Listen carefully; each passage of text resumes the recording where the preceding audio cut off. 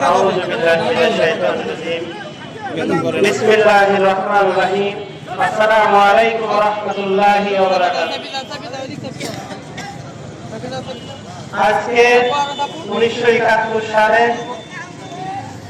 শহীদ জিয়াউর বিজয় স্বাধীনতা দিবস সেই উপলক্ষে 53 বছর পরে ভুকসা ইসলামী আন্দোলন বাংলাদেশ আয়োজিত এই র্যালি এবং যারা 1971 সালে শহীদ হয়েছেন শহীদদের মাগফিরাত কামনার জন্য দোয়া হবে ইনশাআল্লাহ। 54 বছর আমরা দেখেছি বিভিন্ন সরকার এই দেশে এসেছে, কিন্তু কোন ইসলামের কথা ইসলামের প্রচার আমরা কিন্তু দেখি নাই, দেখেছি তাহলে 54 বছর আগে ইসলাম আর বর্তমানের ইসলাম কি আলাদা? 54 বছর আগে মুসলমান আর 54 বছর পরে মুসলমান কি আলাদা?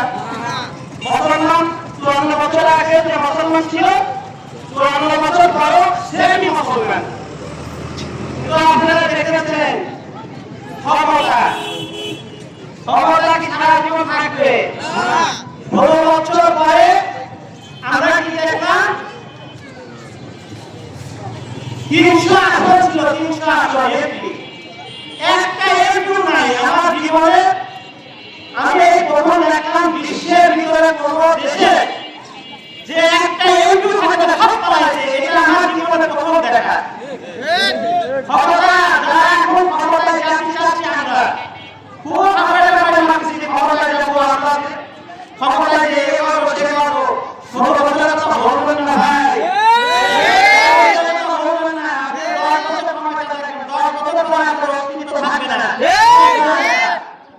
আর ইসলাম তো আল্লাহ, মুসলমান আল্লাহ, মুসলমান আল্লাহর কথা বলবে, ইসলামের কথা বলবে, আইন চলবে কার? আল্লাহ, সংবিধান চলবে কার? আল্লাহ।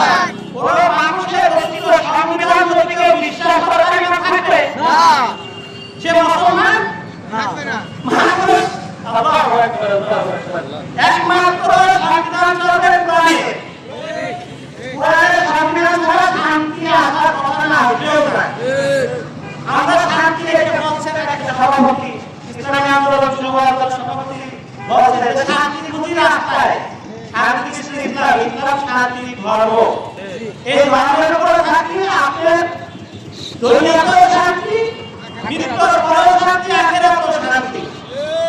আমরা মরার পরে যখন একটা মানুষ মৃত্যুবরণ করে তখন বলা বিসমিল্লাহ মিল্লাতে রাসূলুল্লাহ, লিডারকে আমার রাসূলুল্লাহ, আর দুনিয়া লিডারকে খবর খবর আছে মারা করে খবর মারা রাসূলুল্লাহ লিডার, দুনিয়ায় অন্য লিডার, নামাজ নাই কালাম নাই।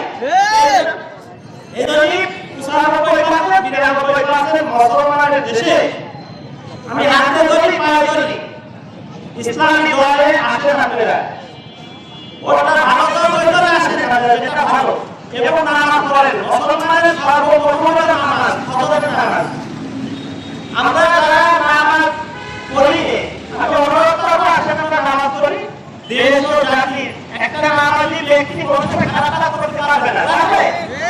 ফজরের নামাজের পরে কি কোনো খারাপ কাজ করতে পারবে না? শয়তান কিন্তু ধোঁকা দেবে না, আর নামাজ না পড়লে শয়তান ধোঁকা দেবে এবং খারাপ কাজ আসবে, আমরা লিপ্ত থাকবো।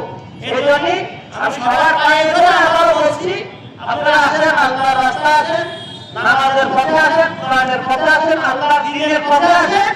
ইনশাআল্লাহ এই দেশে আগামীতে ইসলাম আসবেই আসবে, ইনশাআল্লাহ। ইসলাম সারা বিশ্বে ইসলাম প্রচার করবে। হযরত ওমর রাদিয়াল্লাহু আনহু ছিলেন একজন সাহাবী, অত জানে বাচ্চা ছিলেন। আজকে আমরা কি করতেছি? লিডার হওয়ার জন্য, লিডার তো আপনার লিডার করবো, আপনি লিডার, আপনি ভোট নিয়ে লিডার হবেন, আপনি পারবেন, দুর্নীতি পারবেন, চিলানি করবেন, বাটপারি করবেন, লিডার আপনি না, লিডার করবো। আপনাদের জনগণের কাছে চাইতে হবে, জনগণের কাছে চাইলে আপনাকে বলতে হবে, জনগণের সুবিধা জানতে হবে এবং জনগণের হেল্প করার জন্য আপনি খাবেন।